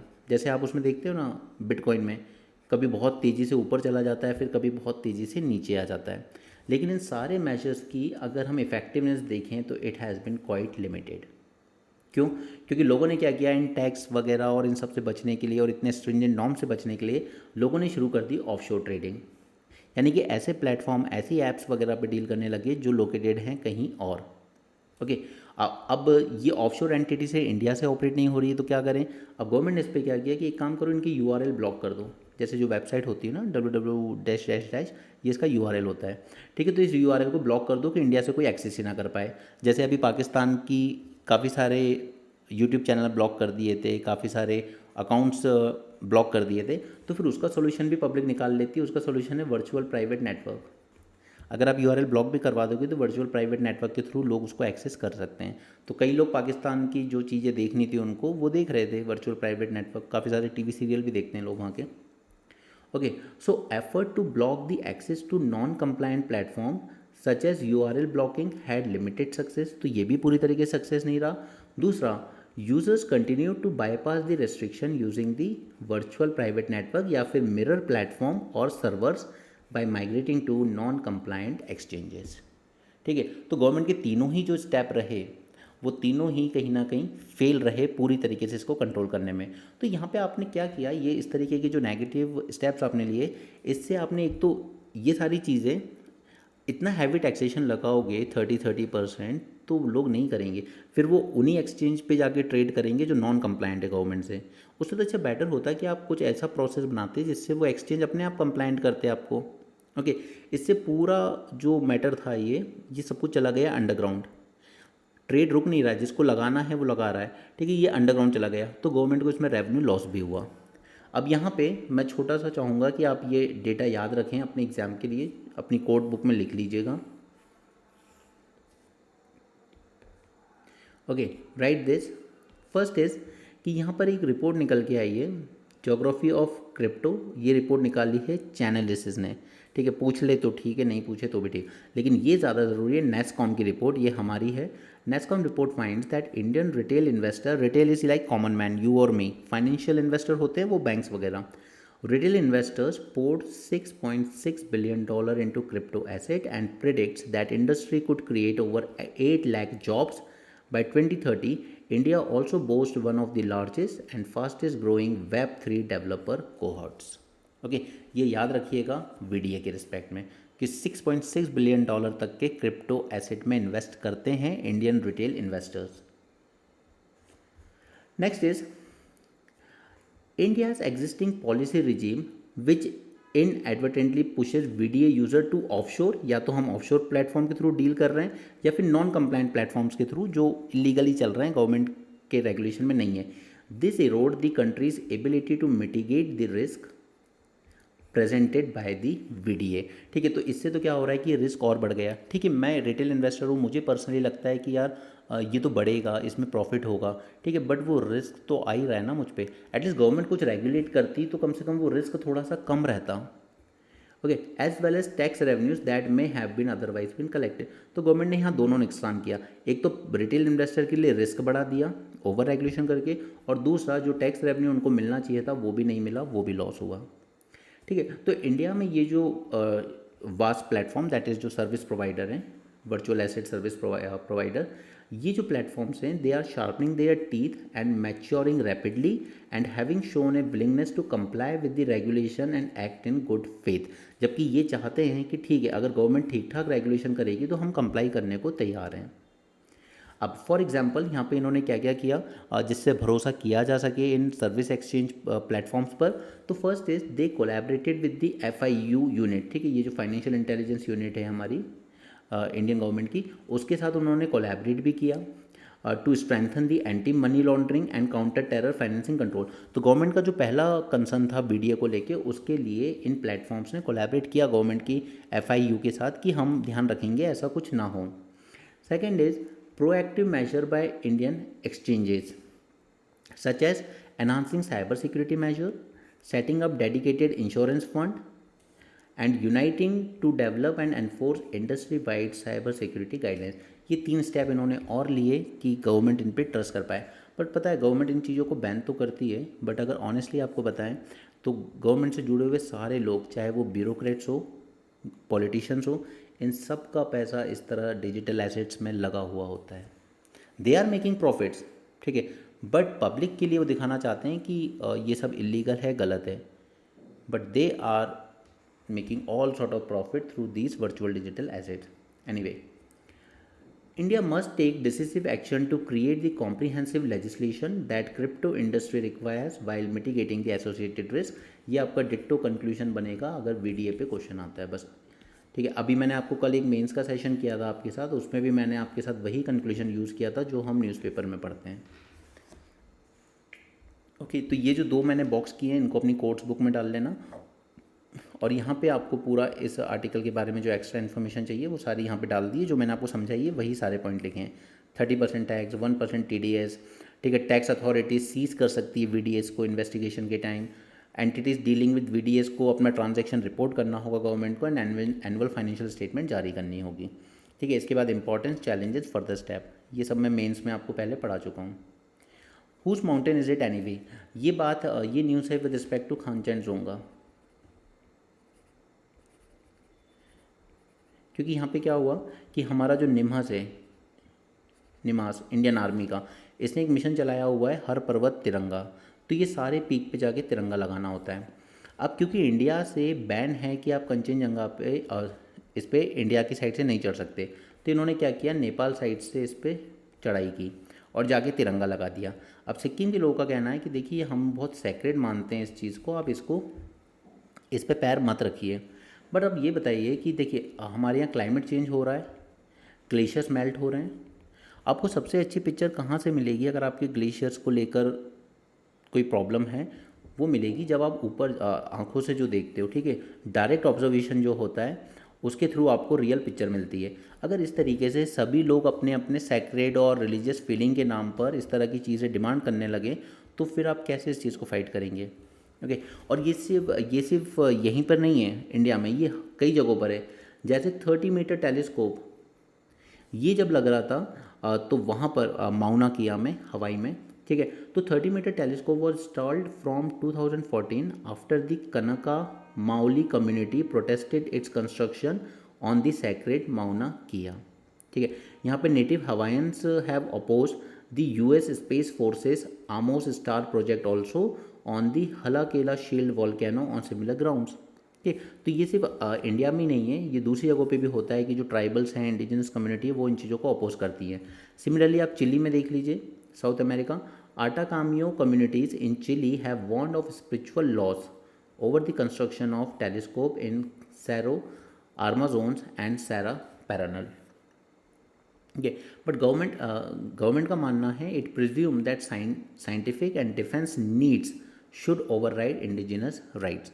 तो किसको प्राइमेसी दें हम, अपनी साइंटिफिक एंड डिफेंस नीड्स को, या फिर अपने जो इंडिजिनस लोग हैं उनके राइट्स को। यह इसी तरीके का एक और ऑपोजिशन हमें फेस करना पड़ा था जब हमने न्यूट्रिनो ऑब्जर्वेटरी बनाई थी तमिलनाडु के थेनी में। It also face similar opposition over locals inability to access a temple located near the plan projected site, okay. बाकी इस आर्टिकल में और ऐसा कुछ नहीं है, बट बस इतनी सी बात है कि these A resurgence of assertion of spiritual belief over the mountains। Mountains है, रिवर्स है, इस तरह पे सब पे जो देखने को मिल रहा है ये ठीक नहीं है उतना, ठीक है। बट राइटर के अकॉर्डिंग उनको लगता है कि नहीं, हमें प्राइमेसी देनी चाहिए ट्राइबल्स के राइट्स को।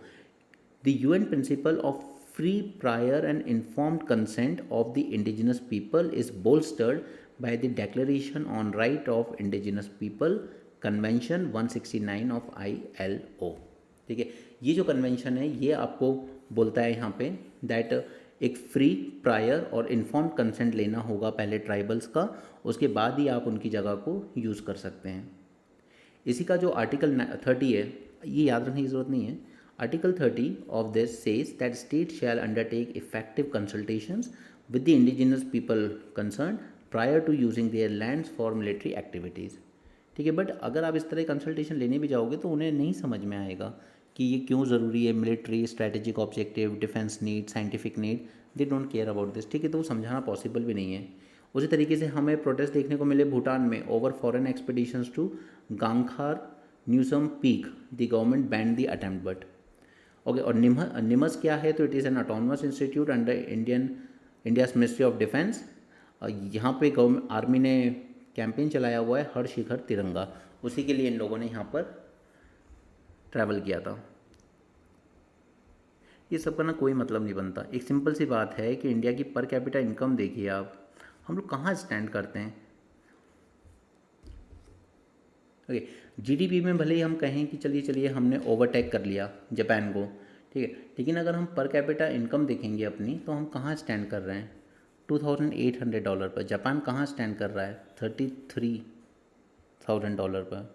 ठीक है, तो पर कैपिटा से फ़र्क पड़ता है। ये तो वही बात हो गई, अगर आप घर में 3 भाई बहन हो, ठीक है, घर की टोटल इनकम बता रहे हो कि देखिए 10 लाख है, बट उसमें से एक की इनकम तो सिर्फ 1 ही लाख है, बाकी 2 लोग बहुत ज़्यादा अर्न कर रहे हैं, बट दैट डजंट मीन कि सबकी लाइफ में इक्वल प्रॉस्पेरिटी आ गई है। खैर एनीवे, तो ये सब पढ़ने में टाइम वेस्ट मत करना। Okay, the only thing is कि standard of living and per capita income ये ज़्यादा मैटर करता है than the national GDP. How the technology industry is trying to meet its climate goal. तो पहले ही जानते हैं कि आखिर गोल्स क्या सेट किए थे इंडस्ट्री ने अपने सामने और क्या स्टेप्स वो ले रहे हैं उन गोल्स को अचीव करने के लिए। ओके, तो मैंने यहाँ पे आपको कुछ इन्फॉर्मेशन दी है इसी आर्टिकल में से लेके। जब मैंने आपके साथ कल वो डिस्कस किया था एआई सैटेलाइट, तो मैंने आपको एक चीज़ समझाई थी दैट अगर हम लोग जो लैब बनाने जा रहे हैं स्पेस लैब, वो स्पेस लैब खुद डेटा कलेक्ट करे और यहीं पे सारा एनालाइज कर ले, तो अपने आप अपने यूज़ करने के लिए क्या यूज़ करेगी, सोलार को, और जो हीट रिलीज होगी वो कहाँ होगी, यहीं स्पेस में। ठीक है, तो अर्थ पे होने वाली जो एमिशंस थे, जिसे हम लोग कह रहे हैं कि जो हमारे कार्बन फुटप्रिंट्स हैं, ठीक है, ये कार्बन फुटप्रिंट क्या किए जा सकते हैं, रिड्यूस। ठीक है, ये एआई सैटेलाइट के रिस्पेक्ट में जाना था हमने कल मेंस 450 के उसमें, और यहाँ पे डेटा एनालाइज करे और जो अननेसेसरी डेटा है उसको वहीं डिस्कार्ड कर दे और only relevant and important data को सेंड करेगा ग्राउंड स्टेशन तक। ठीक है, तो ये क्या था, ये वही था कि हमारी जो टेक्नोलॉजी है वो किस तरीके से अपने कार्बन फुटप्रिंट्स को रिड्यूस कर सकती है। उसी का एक एग्जांपल था एआई सैटेलाइट्स, राइट। तो यहाँ पर ये जो आजकल एआई आ रहे हैं, सुपर कंप्यूटर्स हैं, डेटा सेंटर बनाने पड़ रहे हैं इसके लिए, क्योंकि हमें लार्ज लैंग्वेज मॉडल पर ट्रेन करना है एआईज़ को। ओके, और ये डेटा सेंटर्स काफ़ी ज़्यादा कार्बन इंटेंसिव हैं। ठीक है, they take lot of electricity और फिर उससे हीट रिलीज, और इसी इलेक्ट्रिसिटी को बनाने के लिए फिर हमें कोल पावर एंड ऑल वो सारी चीज़ें करनी पड़ती हैं। तो पहले तो ये देख लेते हैं कि आखिर क्लाइमेट गोल्स क्या हैं इंडस्ट्री के।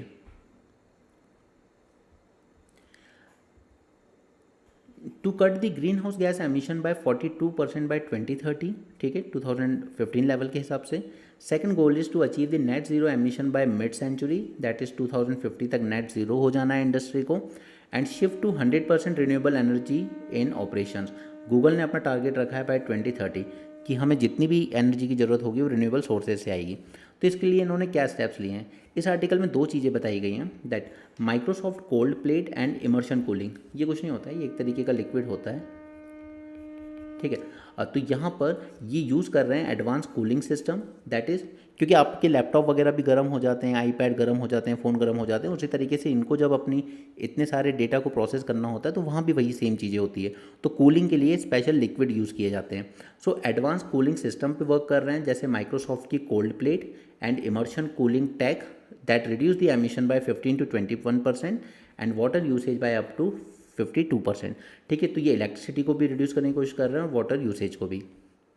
कार्बन क्रेडिट एडॉप्शन, अब कंपनीज क्या कहती हैं कि चलिए हम लोग कार्बन क्रेडिट वगैरह इशू कर लेंगे, ठीक है, गूगल, नेटफ्लिक्स इन सब ने ये बात की, लेकिन it should be verified. Companies like Google and Netflix use verified carbon credit to offset the emission and invest in conservation project। जैसे इनके यहाँ से जो एमिशन हो रहे हैं तो उतना उतना ही ऑफसेट करने के लिए ये कहीं पर प्लांटेशन करेंगे, कुछ ग्रीन प्रोजेक्ट में इन्वेस्ट कर देंगे।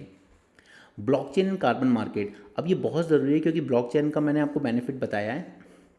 दो सिस्टम पे अगर इन्फॉर्मेशन रखी है तो डिस्ट्रॉय कर दो, आसान है, लेकिन अगर मान लो ये सारे बहुत सारे सिस्टम इससे कनेक्टेड हैं, बहुत सारे, तो यहाँ पे जब भी कोई ट्रांजैक्शन होगा ना, मान लो इन दो के बीच में ट्रांजैक्शन हुआ तो इन्फॉर्मेशन सब कंप्यूटर्स पे जाएगी, ठीक है, यहाँ भी जाएगी, यहाँ भी जाएगी, यहाँ भी जाएगी।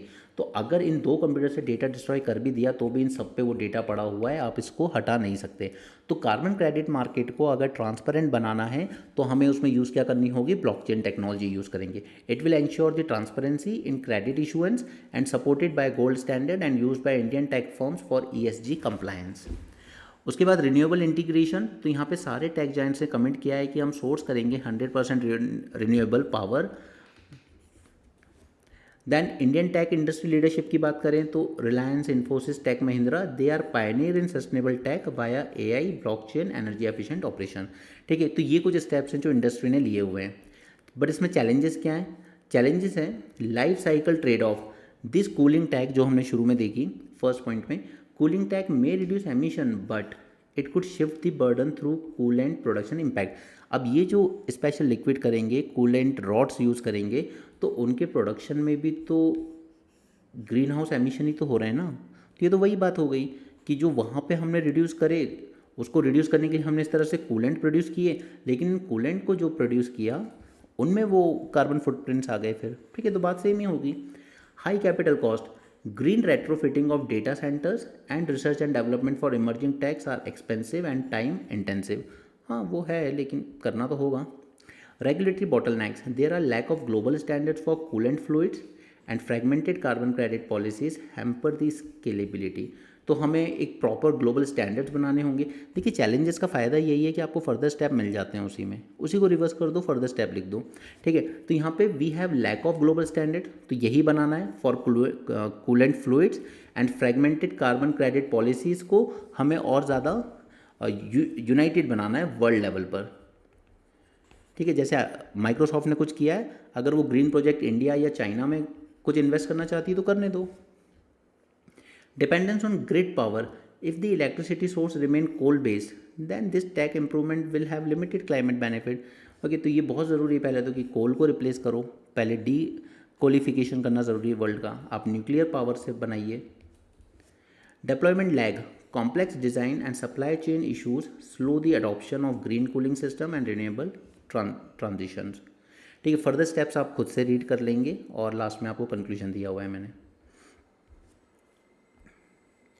फॉरेन लॉ फर्म्स, अब यहाँ पर गवर्नमेंट ने क्या किया था कि फॉरेन लॉ फर्म्स को अलाउ किया था, फॉरेन लॉयर्स को भी अलाउ किया था कि आप इंडिया में प्रैक्टिस कर सकते हैं। तो पहले तो बार काउंसिल ने इसके अगेंस्ट प्रोटेस्ट किया, एग्री नहीं किया। ठीक है, सुप्रीम कोर्ट का भी स्टैंड कुछ ज़्यादा कूल नहीं रहा, लेकिन बाद में अब जाकर बार काउंसिल ने एग्री कर लिया है कि चलो लेट्स डू इट, लेकिन ऑन द रेसिप्रोकल बेसिस। यानी कि जिस कंट्री के लॉयर्स को और लॉ फर्म्स को हम परमिशन दे रहे हैं तो उस कंट्री में भी अलाउ होना चाहिए कि इंडिया के लॉ फर्म्स और इंडियन लॉयर्स जाकर प्रैक्टिस कर सकें। Okay, so that we can learn the best practices from each other. यहाँ पे प्रोटेस्ट हुआ था, it was aimed at blocking the entry of foreign law firms and lawyers into the India's legal system. On May 14 bar council of India, जो कि एक regulatory authority है legal profession के लिए, it notified a set of rules permitting foreign law firms and lawyers to practice in India, लेकिन थोड़ी सी रिस्ट्रिक्शंस होंगी। जैसे पहला, it can operate only in non litigious matter. Non litigious matter से मतलब कि आप जाके उनसे कंसल्ट कर सकते हैं लॉ के रिगार्डिंग, अपने केस के रिगार्डिंग, ठीक है, लेकिन वो आपका केस लड़ेंगे नहीं, वो आपको एडवाइस दे सकते हैं। They are just providing you the advisory services. Okay, उसे कहते हैं non litigious matter. Limited to foreign and international law and solely on the reciprocal basis. ये 3 कंडीशन लगाई गई हैं, उस बेसिस पर बार काउंसिल ने एग्री किया है कि हम अलाउ कर सकते हैं फॉरेन फर्म्स और फॉरेन लॉयर्स को हमारे यहाँ पे ऑपरेट करना। Okay, these 3 conditions. पूरे नेशन वाइड एजिटेशन कर रहे थे ये लोग, क्योंकि यहाँ पे लॉ कमीशन ने propose the amendments to the advocate act of 1961 to allow foreign legal consultations to practice in India. तो बार काउंसिल ने उसके अगेंस्ट भी प्रोटेस्ट किया था। सुप्रीम कोर्ट ने भी रीइंफोर्स किया था इसी सेंटिमेंट को 2018 में, when it ruled that foreign law firms and foreign lawyers could not practice law in the country either on litigation और नॉन लिटिगेशन असाइड। ठीक है, तो फिर लिटिगेशन वाला तो अभी रखा गया है, ठीक है, इसमें अलाउ नहीं करेंगे, लेकिन नॉन लिटिगेशन में कर देंगे। Indian advocates were not allowed to practice in UK, US, Australia and other foreign nation without complying with the restriction such as qualifying test, proof of experience and work permits. ठीक है, अभी भी अगर ये countries भी अब reciprocate करती हैं तो ठीक है कि ये लोग हमारी डिग्री को एग्री करें। जैसे आप यहाँ से अगर जापान जाते हो तो आपकी डिग्री की कोई वैल्यू नहीं है, उसी तरह आप यूक्रेन, रशिया से एमबीबीएस करके आते हो, यहाँ पे आपकी डिग्री की कोई वैल्यू नहीं है जब तक कि आप यहीं का क्वालिफाइंग टेस्ट पास ना कर लो, राइट। पर इससे यही फ़ायदा होगा that we can increase the knowledge sharing, innovation and faster adoption of global best practices. Okay, तो ये बस आपको एक पॉइंट की तरह यूज़ करना होगा कि इससे फ़ायदा ही होगा। India and European Union set to conduct joint naval exercises. अब यहाँ पे Indian navy and European Union की नेवल फोर्स जॉइंट एक्सरसाइज करेंगी, उसका भी कोई नाम नहीं है। It is aimed at enhancing the interoperability. अब देखिए ये सब पॉइंट्स याद नहीं करने होते हैं, ठीक है, एक बार कर लिया। हर जगह हर एक्सरसाइज का मोटिव क्या है, जितनी भी जॉइंट एक्सरसाइज होती है मिलिट्री, आर्मी, नेवी, एयरफोर्स की, it is aimed at enhancing the interoperability and enabling the seamless operations when deployed on combating the non-traditional threats such as piracy, smuggling, Indian ocean region. ठीक है, तो ये कोई याद नहीं किया जाता है, एक बार बस लिख लो अपनी कॉपी में और इसको हर जगह यूज़ करो। जब भी जॉइंट नेवल एक्सरसाइजेस की बात करोगे तो यही सेम पॉइंट्स लिखने हैं, हर जगह थोड़ी याद करना है बार बार।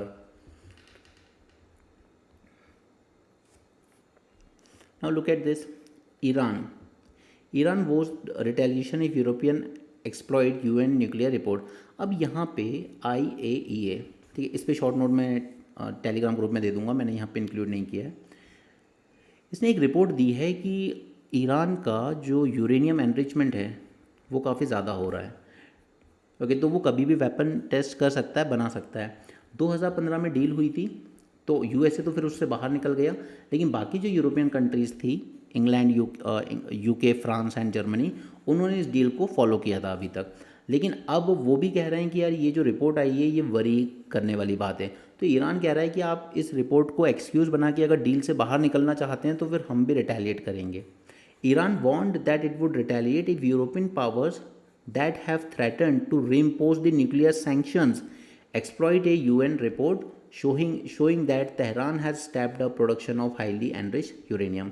क्योंकि IAEA ने अपनी रिपोर्ट में कहा है that Iran has sharply increased its stockpile of uranium enrichment up to 60%, close to roughly 90% level needed for atomic weapon। इसका enrichment अगर आप 90%, to be precise 97, अगर न्यूक्लियर बॉम्ब बनाना है तो ठीक है, अगर आप 90% से ऊपर ले जाते हो तो फिर वो यूरेनियम एटॉमिक वेपन की तरह यूज़ किया जा सकता है।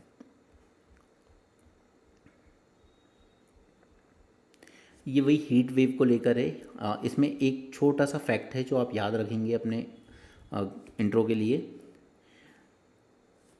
यहाँ पे एक स्टडी बताती है, अब मैं हमेशा कहता हूँ याद रह जाए तो ठीक है, नहीं रहे तो सीधे बोल दो वन स्टडी सजेस्ट दिस या report says that and so on. ठीक है, एक रफ आइडिया रखो, करीब 1.5 लाख तक, approximately 1.5 lakh heart related deaths in India in 2021 encompassing the fatalities from heat waves, prolonged exposure to high temperature and high aggravated conditions। ठीक है, ये बस एक डेटा याद रखिए जैसे हमने कैंसर के लिए याद रखा था कुछ दिन पहले।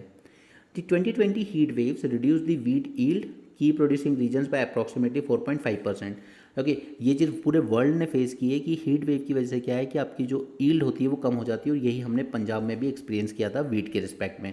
अब जब आपके फूड क्रॉप पे असर होने लगे हीट वेव्स का, तो उससे क्या होगा, इन्फ्लेशन आएगा। ठीक है, सभी फूड कमोडिटीज़ में अगर उनका प्रोडक्शन कम हो रहा है तो प्राइसेस बढ़ जाएंगे, इन्फ्लेशन आएगा। And this will trigger the power crisis. क्यों? क्योंकि गर्मी ज़्यादा है तो इलेक्ट्रिसिटी की डिमांड ज़्यादा होगी, तो फिर पावर क्राइसिस भी होंगे। और गर्मी ज़्यादा होती है तो लेबर प्रोडक्टिविटी जो होती है आउटडोर सेक्टर में जैसे कंस्ट्रक्शन, एग्रीकल्चर, वो भी ड्रामेटिकली सफ़र करती है। Okay, so heat-related productivity losses could jeopardize between 2.5% to 4.5% of India's annual GDP by 2030। ठीक है, अब ये है मैकेंसी ग्लोबल इंस्टीट्यूट की रिपोर्ट, तो इसको भी अपने फैक्ट बुक में लिख लो। ओके, यही चीज़ें हैं जो आंसर में काम आएंगी अगर हीट वेव पे कभी। बाकी मैं इसमें वो नहीं पढ़ा रहा हूँ आपको, ठीक है, कि मेजर्स क्या लेने चाहिए, वो सब आपको पता ही है कि गर्मी में क्या मेजर लेने हैं क्या नहीं। ठीक है, एक तो ये आप नोट करिए कि करीब ये हमारी जीडीपी का 2.5 to 4.5% अफेक्ट कर सकती है। ठीक है, उसके बाद यहाँ पर कि किस तरीके से ये हमारे फूड सिस्टम के लिए इशू बनेगा, फिर पावर सेक्टर के लिए इशू बनेगा, और इसी से हमारी जो ओवरऑल इकोनॉमी की प्रोडक्टिविटी है वो भी इम्पैक्ट होगी। और दूसरा ये डेटा याद रखिए कि करीब 1.5 लाख तक की डेथ होती है हमारे यहाँ हर साल हीट वेव्स के थ्रू। दैट्स इट, ख़त्म। ओके, देन यहाँ पे इलॉन मस्क का एक प्लान है जो कि वो उस पर वर्क कर रहा है, हालांकि उसकी पहली फ्लाइट फेल हो गई है। The first flight to Mars would carry a simulated crew consisting of 1 or more robots of the Tesla build humanoid Optimus design and the first human crew flew in second और third landing. अब इनका vision तो है कि ये humans को भी Mars तक पहुंचा सकते हैं, let's see. Mr. Musk said that he envisioned eventual launching of 1,000 to 2,000 ships to Mars every 2 years to quickly establish a self-sustaining permanent human settlement on Mars. NASA is currently aiming to return humans to the surface of the moon aboard a Starship around 2027, ये पढ़ा हुआ है हमने, more than 50 years after its last manned lunar landing of the Apollo era. Okay, so that's it for this session. Thanks for joining. Have a great day and keep learning.